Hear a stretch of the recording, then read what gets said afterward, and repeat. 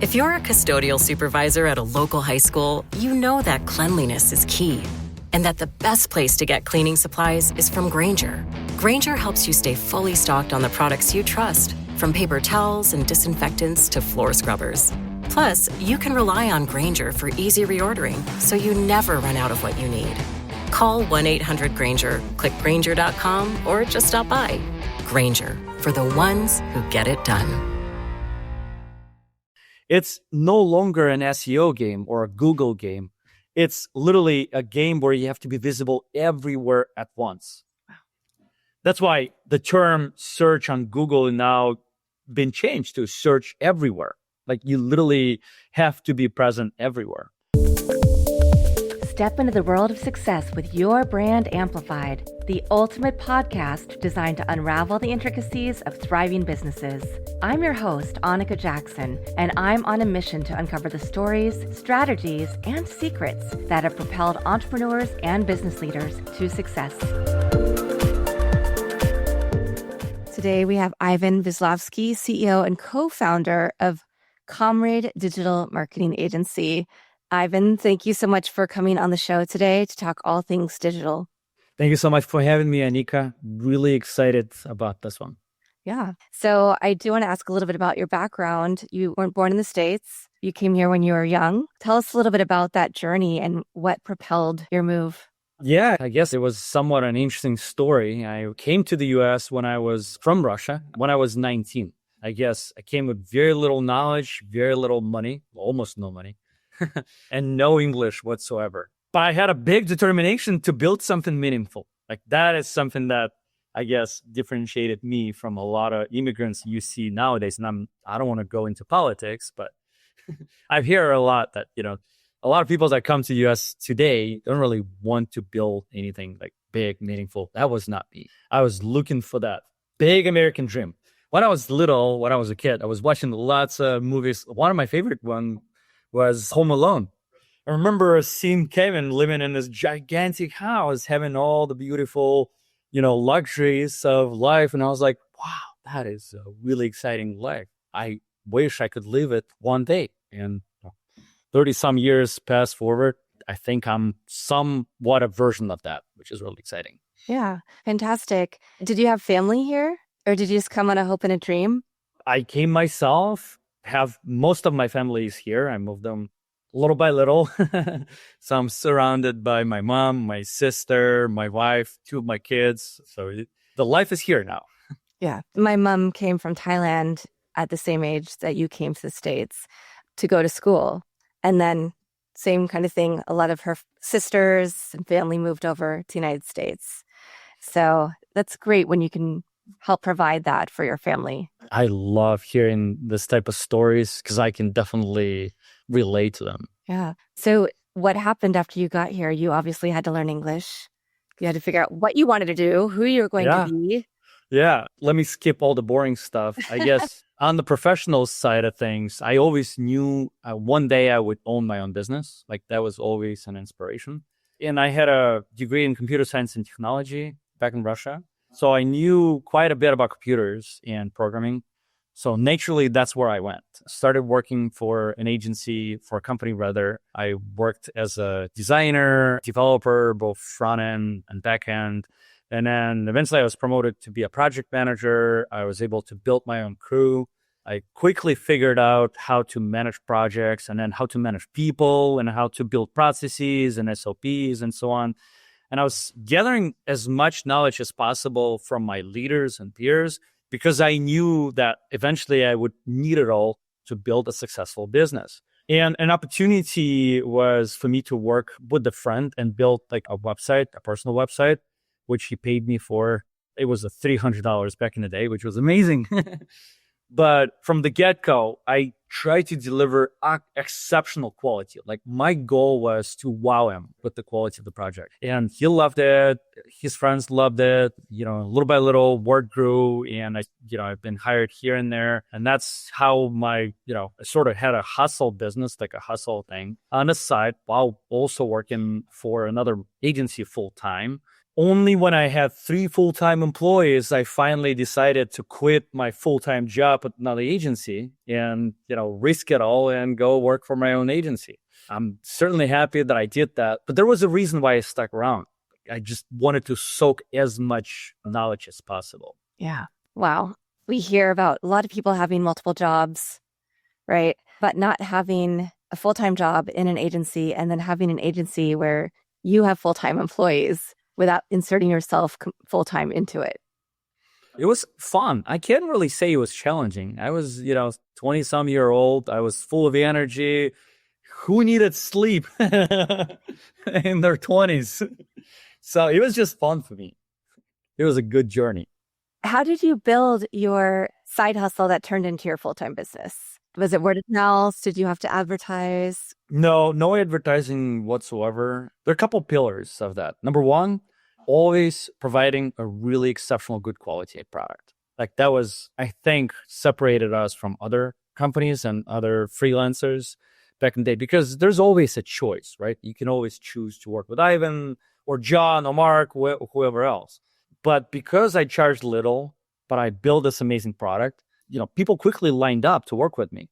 And I didn't really have an issue finding clients. It was more so just a balance of, hey, can I quickly grow my, freelance network enough so that they can take care of the job, so it would be done with the exceptional quality? Because I was just like this perfectionist at the beginning. I was always looking at everything. Code that they would write, I would check. Content they would write, I would check.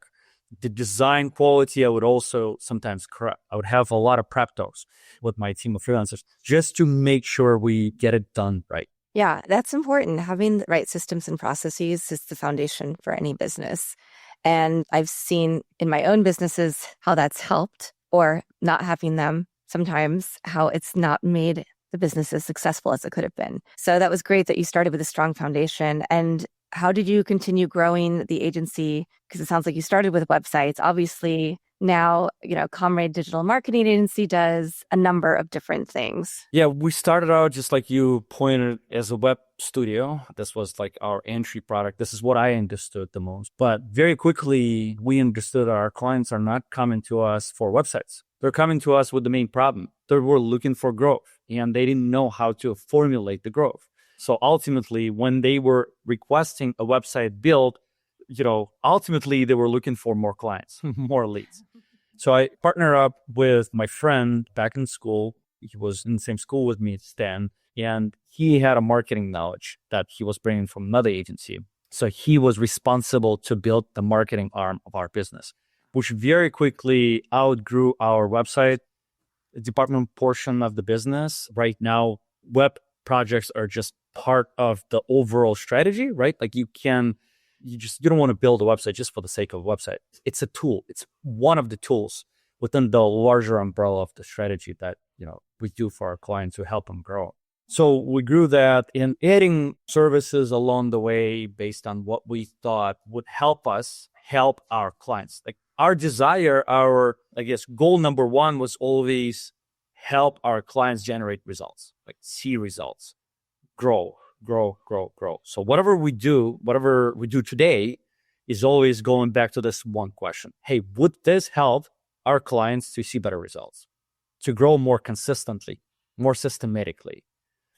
And I guess professionally, I had to upgrade myself from a doer to begin with to a manager, to manage the people, the doers or specialists, and then the manager of the managers, right? And then the leader, which is currently where I'm at.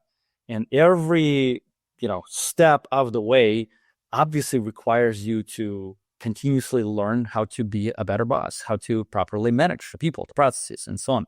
It was just a fun journey, and I'm just happy that I was able to go through all of that and really, really enjoy it today to learn more new things. All right, steak lovers, this one's for you. You know that moment when you slice into a perfectly cooked, melt-in-your-mouth steak? Pure magic. And that's exactly what Heartland Steak Company delivers. Hand-cut, Midwest-raised, premium meat, straight to your door, because you deserve the best. Growing up in Kansas with a butcher for a stepfather, I learned what real quality beef looks like. When Heartland Steak Company sent me their steaks for my honest opinion, let me tell you, they absolutely delivered. They know their craft, and it showed in every single bite. Build your perfect steak box or grab a grill-ready bundle. Either way, you're getting top-tier flavor. And here's the best part. $25 off any order of $175 or more. Just use promo code WOMEN at checkout. So go ahead, treat yourself. Head to heartlandsteakco.com, load up your cart, and don't forget, promo code WOMEN gets you that $25 off. If you're a custodial supervisor at a local high school, you know that cleanliness is key, and that the best place to get cleaning supplies is from Grainger. Grainger helps you stay fully stocked on the products you trust, from paper towels and disinfectants to floor scrubbers. Plus, you can rely on Grainger for easy reordering, so you never run out of what you need. Call 1-800-GRAINGER, click Grainger.com, or just stop by. Grainger, for the ones who get it done. And it can be a big change management shift in our own minds, going from manager skills to the leadership skills. Huge. Right? Yeah. Yeah. As a manager, you're only responsible for one thing, hitting your KPIs. As long as you hit your KPIs, you're good. You're a good manager. As long as your team performs, that's amazing. But as a leader, you have to keep in mind so many other things. Like, what is our vision? What is our culture? Does this align with our vision? Does this align with our big goal?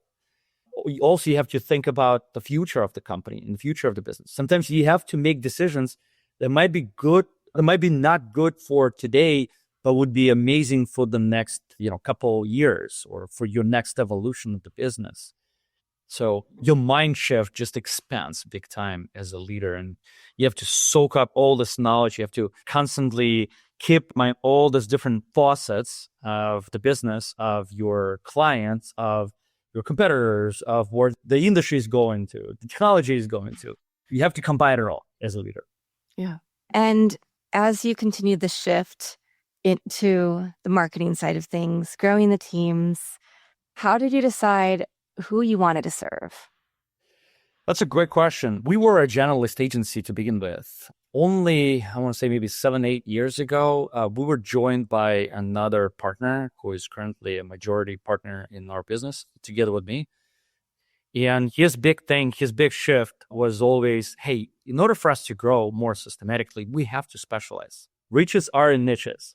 And I'm just so thankful that he was pushing it so hard that we finally decided, yeah, that's the way for us to grow. So we looked at the rest of our clients and we chose legal industry to be our number one specialty where we wanted to go because we understood it the most. So we created a separate brand. We now own 2 different brands, 2 different agencies, sort of. And one of them is very specific to legal. Now we're growing contractors/home services brand, and that would be a very, a different separate service brand as well. And then potentially our goal is to also get into a healthcare space.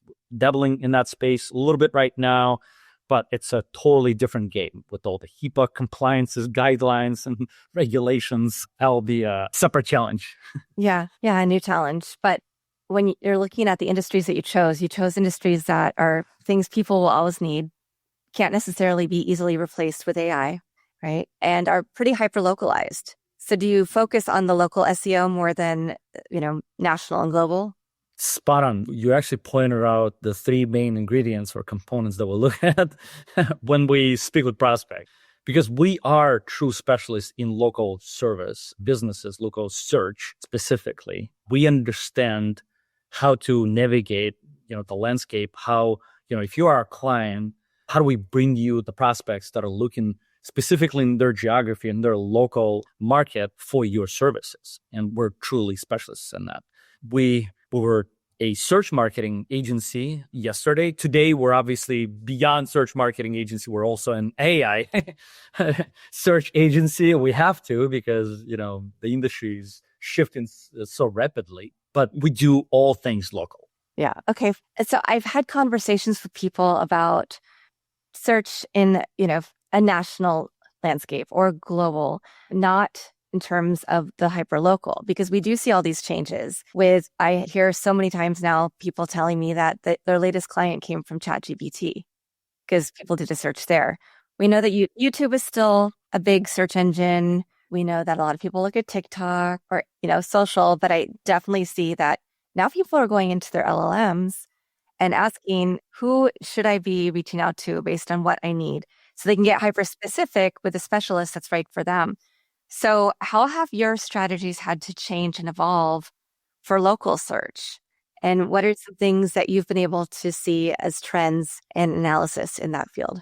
Yeah, user behavior is changing as we speak. Whereas previously, if I'm looking for a roofing company, what I would do, I would go to Google. I would Google something like a roofing company near me. And I would read up, I'd probably open up like 5, 7 websites in separate tabs, right? And I would visit different websites. I'd read about them. I would explore their reviews, their specialization, so on. And I would choose to call a handful of those companies, and that's how I would make a decision. And now it's accelerating big time because as a prospect, someone who needs the service, all you need to do is just type in, hey, who's the best roofing company near me? Or let's say I'm in Hollywood, Florida. And what LLM systems would do, they would summarize all the information for you and give you let's say a list of 3 to 5 best companies based on what LLM was able to find. So now our job is to shift what we've been doing for our clients to be findable by LLMs, which is based on our research. What we found is that AI optimization, or also they call it GEO, generative engine optimization, at the foundation of it all is the same old SEO. About 75 to 80% foundation of it is the true good SEO. Now, if you don't have your SEO down to the T, then most likely AI is not going to pick you unless you invest heavily into various directories. When I say directories, think of websites like top best roofing companies in so and so. Like if you heavily invest in those websites, there's a possibility that LLMs will pick out, from those directories. And if they see your name repeating quite often, then they'll recommend you. But it's not going to be, significant. It's not going to be systematic. What we would recommend when the prospect comes to us is we always do an audit of their visibility. And we tell them that, look, you have to be extremely visible. Just think of it this way. If your website is visible, you're going to see traffic. You're going to see users coming to your website, visiting various pages, reading those pages, and so on. LLM bots do the same thing practically. What they do is they see if the website is visible, then they'll visit it, they'll scrape the pages, they'll scrape the content, they'll analyze it, they'll store it, they'll use it in their recommendations. So that's why 75 to 80% is the old school SEO. GMB optimization plays a huge role. Reputation plays a huge role. Making sure you have, significant amount of reviews, really good reviews with average star rating. EAT, your authoritativeness, becomes also extremely important. It was one of the most important factors that was highlighted by Google probably, maybe 3-4 years ago, right? But now it plays even more crucial role because think about it. There's probably 5 times more content that's been generated today as opposed to 4 or 5 years ago before LLMs. Why is that? Because generating content became so easy. All you have to do is just open up ChatGPT, create a quick prompt. Boom, you have content. Under 5 minutes, you can have a blog post written for you. Creates a lot of generic content, a lot of BS content no one needs. So for Google and LLM, what's becoming really, really important is, can I trust this content? And how does LLM and how can Google tell if they can trust this content or not? It's the authoritativeness, right? It's the EAT factors. So you have to position yourself. If you generate content, you have to position yourself as an expert. Like we tell our clients, look, go on podcasts, be a guest there, start your own podcast, write content, be on YouTube, be on Reddit, be on social media. You don't have time, that's fine. Just share your thoughts with us. We'll generate the podcast episodes for you. We'll generate the content for you. We'll repurpose the content. But at the center of it all, it has to be your thought leadership. We can't just create it with ChatGPT generic stuff. Isn't it so interesting that even for service-based businesses and local businesses, they still need to apply those tactics, because we hear about that for large brands and people now trying to get into podcasts. And because, like you said, you can create content for all of your different platforms. You have a blog post, you have video and audio for social media, right? You have captions, you have, if you have a guest, or you have, I guess, happy customer that you're speaking to, that's fantastic. It's that relevance. It's that engaged audience, people saying that you are who you say you are. It's no different from nationwide company or firm. Competition is huge, and competition is going to be even bigger. Give it a couple more years. That is why I always recommend jumping on AI optimization as quickly as possible, because given another 2 years, I think it'll be a lot harder. Mm-hmm. Yeah, certainly. Another tip I've been told is to have a website, like we are all personal brands as well. So to have our own branded website with our name that is tied to our company, right? But that is not just our company. It goes along with what I was saying, right? Like as part of this authoritiveness, if you have a website that positions you as an expert, and if you have a collection of all your blog posts, your podcast episodes, and everything else, then it's easier for LLM, for Google, for Bing, and so on, scrape this data, scrape this information, and see everything in one place. We did the same thing with my brand. I now have my own personal website where we collect all the articles I write, all the podcast appearance, podcast episodes, everything is in one place. Makes it a lot easier, for sure. It's an additional component. But yeah, certainly it is very, very important. And I would certainly recommend you doing so. But investing in it. And Anika, that's the difference. You can have your website with some generic stuff generated by ChatGPT. That's not going to do anything. So if you're thinking about creating your own brand, then make sure you invest time, you invest energy, and you do it consistently, because it will require so. If you don't do it properly, then just don't have a brand at all. If you're a maintenance supervisor at a manufacturing facility and your machinery isn't working right, Grainger knows you need to understand what's wrong as soon as possible. So when a conveyor motor falters, Grainger offers diagnostic tools like calibration kits and multimeters to help you identify and fix the problem. With Grainger, you can be confident you have everything you need to keep your facility running smoothly. Call 1-800-GRAINGER, click Grainger.com, or just stop by. Grainger, for the ones who get it done. Yeah, that's a huge statement, because everybody wants a brand, but you have to be willing to do the work. And it's not something that happens overnight. What we found in our research is that 30% of the content that we used to generate is now been wasted, because LLMs or Google and so on do not send their customer or their users to this content. So we have to be smarter about the content we generate. It's not about quantity anymore. It's about quality. Mm-hmm.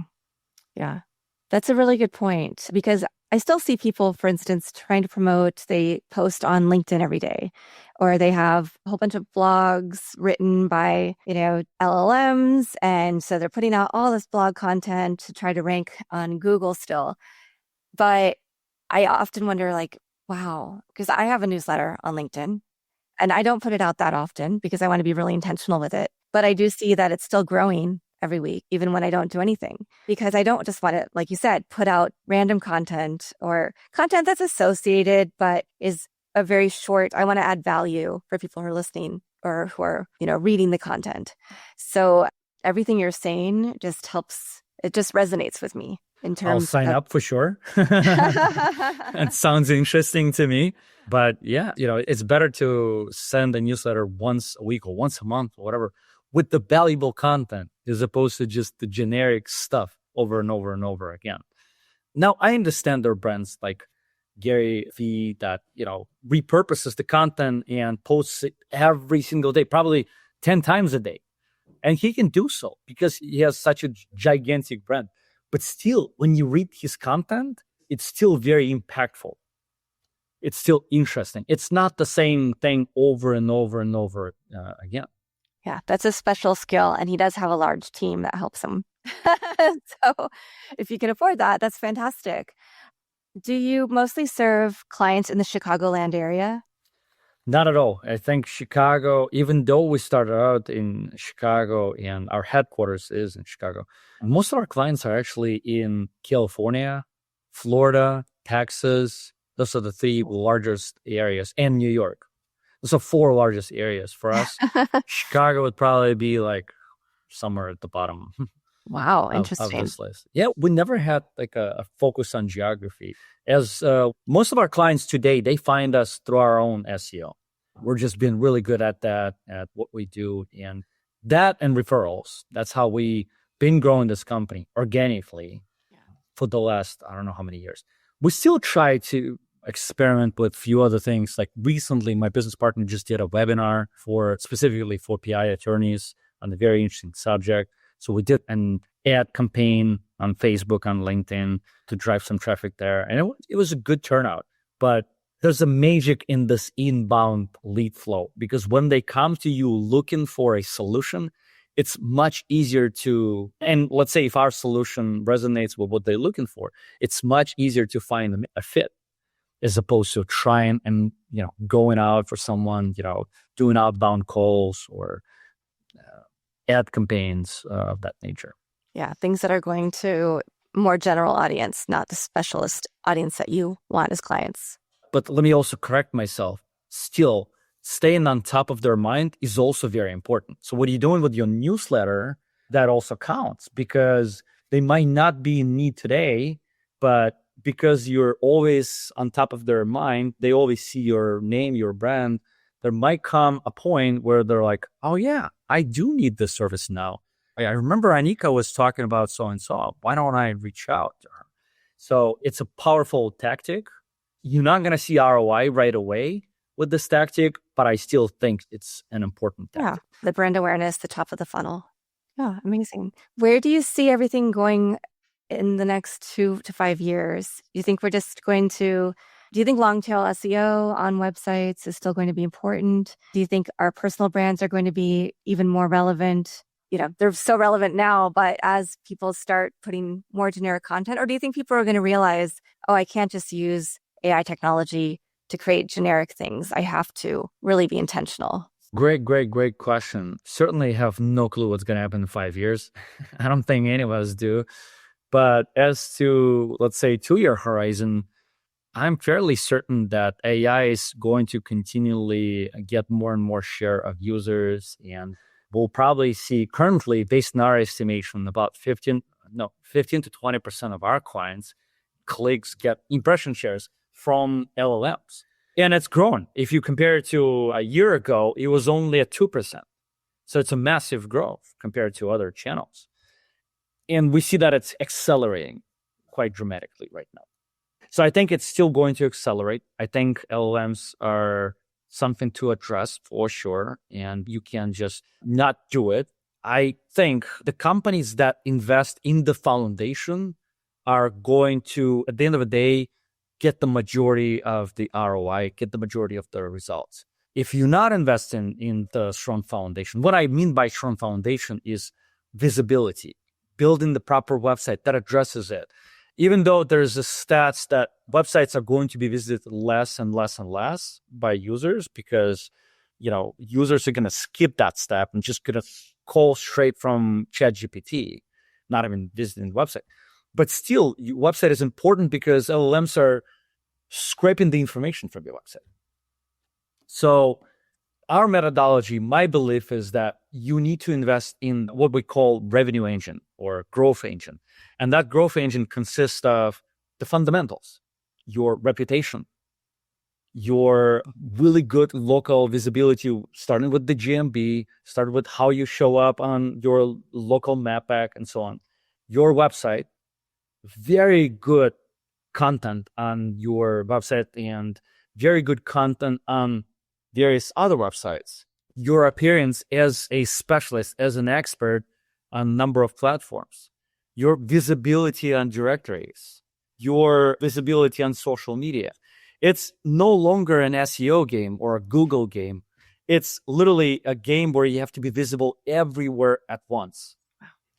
That's why the term search on Google now been changed to search everywhere.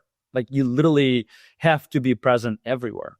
And obviously, the big question comes, well, if I'm a small company, how can I afford all of that? Like, let's say if my revenue is only $1 million, I certainly can hire a company like mine, like Comrade, that will do all those aspects. It's just not feasible.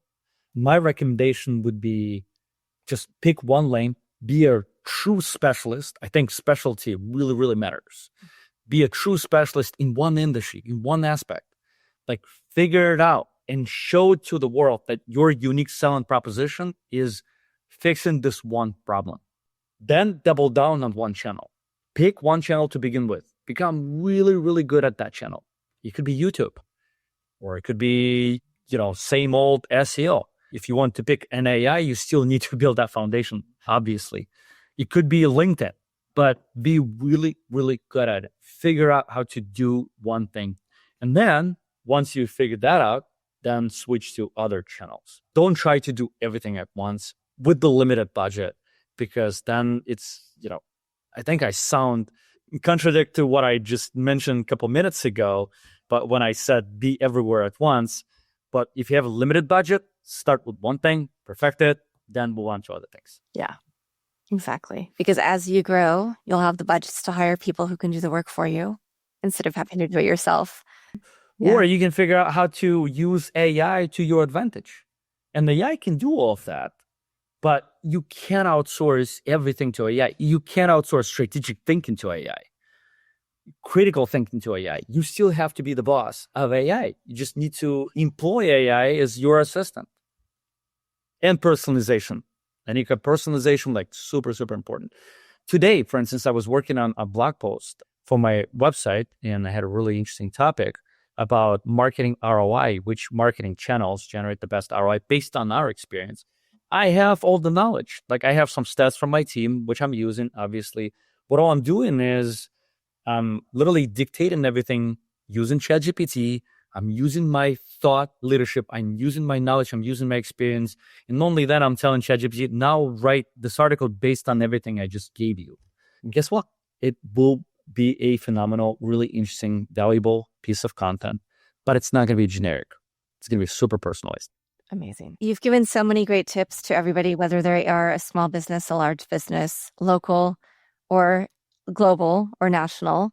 So, Ivan, I'm going to obviously have people go to your website, comradeweb.com. That's my business website. And to what we've been talking about, my personal website is ivanvislavskiy.com. Yeah. Super simple. We'll definitely link it in the show notes as well. Yeah, perfect. Thank you. 100%. So I always ask one last question. Do you have a favorite quote, mantra, verse, poem, family motto? Yeah, through the years, there's one quote that sort of stood out to me, and I think it resonates with me really, really well, and resonates with my story that I've shared, which is to go fast, go alone, but to go far, go together. And I think it has been my motto ever since I started this company. We're approaching 100 people at my agency today in 3 different locations. And I think the reason why we've been able to grow systematically was due to the fact that we've been growing it together with one vision. Well, congratulations on all of your success with Thank you, Anika. all of your business growth and where you are. I can see you heading to, higher stratospheres with everything that you're doing. So that's certainly a desire. Yeah. Fantastic. I hope everybody has enjoyed this episode with Ivan Vislavskiy, CEO and co-founder of Comrade Digital Marketing. We will link to his personal brand and his company in the show notes for you. This is the time. If you're not using these strategies right now, you have to, because in another year, it's going to be too late. Other people will jump way ahead of you. So think about everything we've just talked about. Hit the website, see what, else Ivan talks about in his blog and has to offer. And thank you to everybody again for listening or watching this episode. I'll be back again with another amazing guest to share their story, their journey, and some tips and tricks for you to make your world a little better, a little brighter every day. Thanks for listening or watching to this episode of Your Brand Amplified. Don't forget to leave us a rating or review on your favorite podcast listening platform. And if you want to learn more, check us out at yourbrangamplified.com. If you're a custodial supervisor at a local high school, you know that cleanliness is key, and that the best place to get cleaning supplies is from Grainger. Grainger helps you stay fully stocked on the products you trust, from paper towels and disinfectants to floor scrubbers. Plus, you can rely on Grainger for easy reordering, so you never run out of what you need. Call 1-800-GRAINGER, click Grainger.com, or just stop by. Grainger, for the ones who get it done.